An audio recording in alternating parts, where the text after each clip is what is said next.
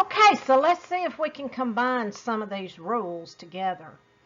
First of all, this is an exponentiation problem because that parentheses was cubed.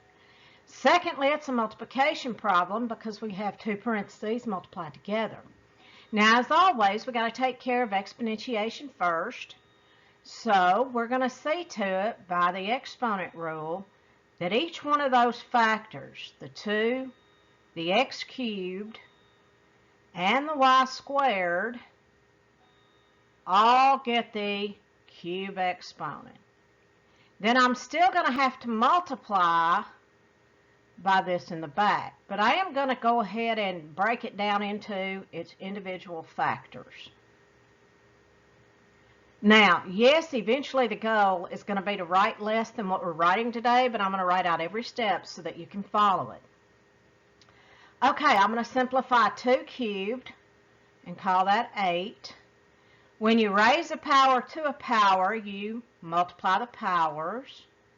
So that's going to be x to the 9th, y to the 6th, times 3x to the negative 2, y cubed. Now, the multiplication rule tells us to gather the like bases and then worry about the exponents. So my next step is going to get everything that's alike together.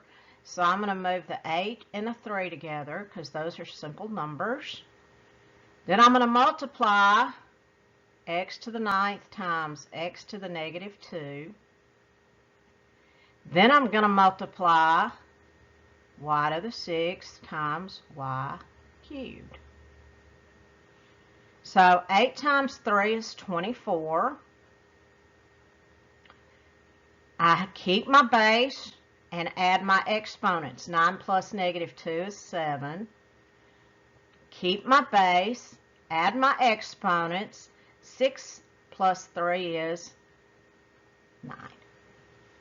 So here is my final answer. I have one constant, one x base, and one y base.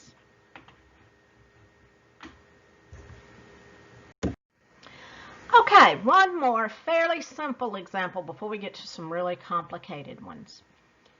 I'm looking at a quotient raised to a power. So the primary rule that I'm going to use here is to give both the dividend and the divisor the power. However, look inside parentheses. Most students tend to find it a bit simpler to go ahead and simplify inside before they get started.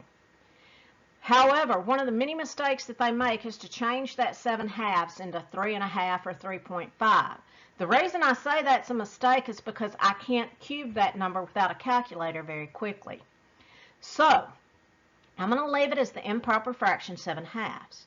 But I am going to use the division rule here and say that my x's exponent is greater in the denominator.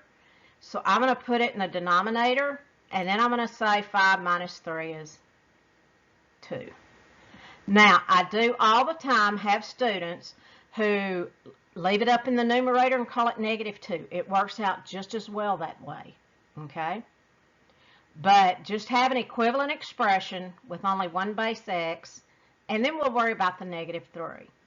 Now, for the exponent, I'm going to do this in 2 steps instead of 1 for those who are struggling. If you can do it in 1 step, work ahead of me and just make sure that you get the right answer. All right, so the negative on the 3 says change its position. In other words, invert the fraction. Take what's in the numerator, write it in the denominator. Take what's in the denominator, write it in the numerator. Once you have done that, you've taken care of the negative exponent. Now I'm ready to take care of the cube.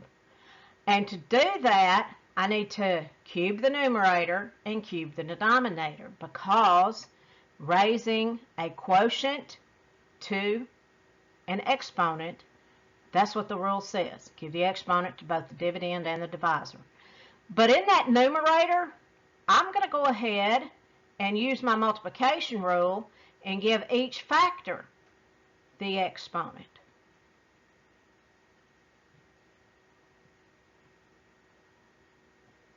Okay? Then I'm ready to just simplify. 2 cubed is 8.